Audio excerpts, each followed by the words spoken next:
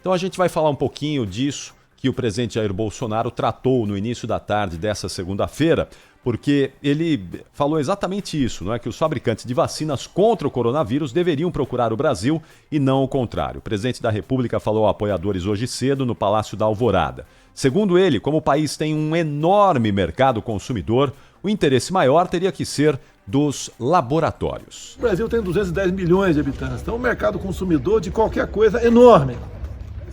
Os laboratórios não tinham que estar interessados em vender pra gente?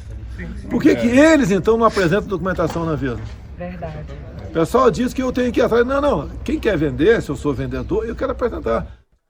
Bolsonaro reiterou ainda que 20 bilhões de reais para a compra de vacinas já foram liberados e voltou a afirmar que não vai interferir na Anvisa para acelerar o início da imunização. Falei que não estava preocupado com pressão. Falei mesmo. Porque nós temos que ter responsabilidade. Certas coisas não podem ser correndo, pô. Nós estamos mexendo com a vida do próximo. Agora, se eu vou na Anvisa, que é um órgão de Estado, corre aí, não sei o que lá, eu estou interferindo. O presidente Jair Bolsonaro disse ainda que logo após as eleições para o comando do Congresso, ele vai pedir que seja votada a PEC que institui o voto impresso no Brasil. É outra ideia fixa que o presidente tem, né? Essa conversa com apoiadores em Brasília ocorreu antes de Bolsonaro embarcar para o Guarujá, onde vai passar o Réveillon com a família. A gente tem pressa sim, né? Mas uma vez tendo o aval da Anvisa, que é a notícia mais aguardada, quem sabe a gente não consegue dar isso ainda nesse ano de 2020, porque tá difícil, né? Não tem porquê se ter negacionismo em relação à imunização. O presidente que já disse, ou em outras ocasiões, primeira vez foi inclusive com o Datena aqui no Grupo Bandeirantes, que não iria tomar a vacina.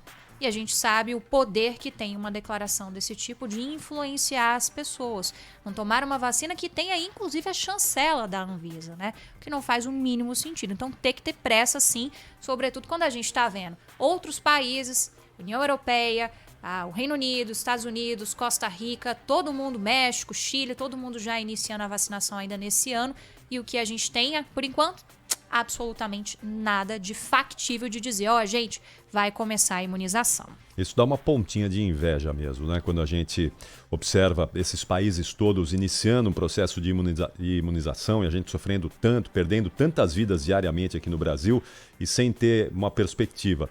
Num país como o nosso, que sempre foi modelo de plano de imunização. Nós sempre fomos exemplo para o mundo. Aliás, os planos de vacinação brasileiros são exemplos em todo o mundo de como combater doenças, de como eliminar doenças através de vacinações, de planos de vacinação.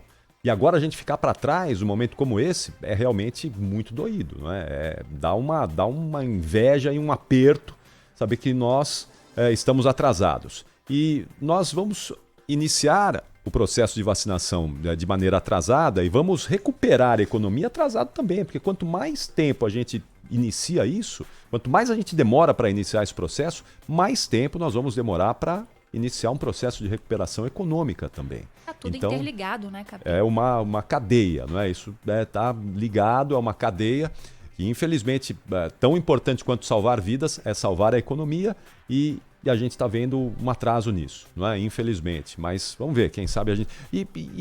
Aquilo que a gente fica aqui perguntando todos os dias, se os outros países, se as agências dos outros países, se a agência europeia já autorizou, não é? A vacina da Pfizer, da BioNTech, está liberada por várias agências, a da Moderna agora também nos Estados Unidos.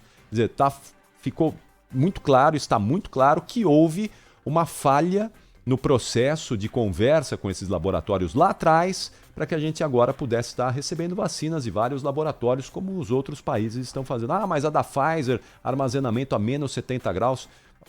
Será que São Paulo não tem capacidade para isso? Claro que tem, não é? Estados federais, né, claro, podem ajudar, contribuindo com equipamentos, já estão fazendo uma busca, um mapeamento de onde que a gente tem refrigeradores nas universidades federais que são ali, do poder público, né, que podem contribuir com isso, que podem ajudar, né, mas realmente faltou planejamento, faltou logística, que eram justamente duas das qualidades apontadas ali quando houve a escolha de um general, que é o Eduardo Pazuello, como ministro da Saúde, né? Ele, infelizmente, como todo o governo, se pecou muito em relação a essa questão do planejamento, que já era para a gente estar bem mais avançado, pelo menos para ter o número de doses aqui no Brasil, para estar iniciando a campanha com os grupos prioritários, profissionais da saúde e as pessoas mais idosas. Olha, tem diversos membros do governo paulista que não estão muito confiantes, não, nesse início de vacinação aqui em São Paulo no dia 25 de janeiro. A gente fala ainda de uma vacina que não foi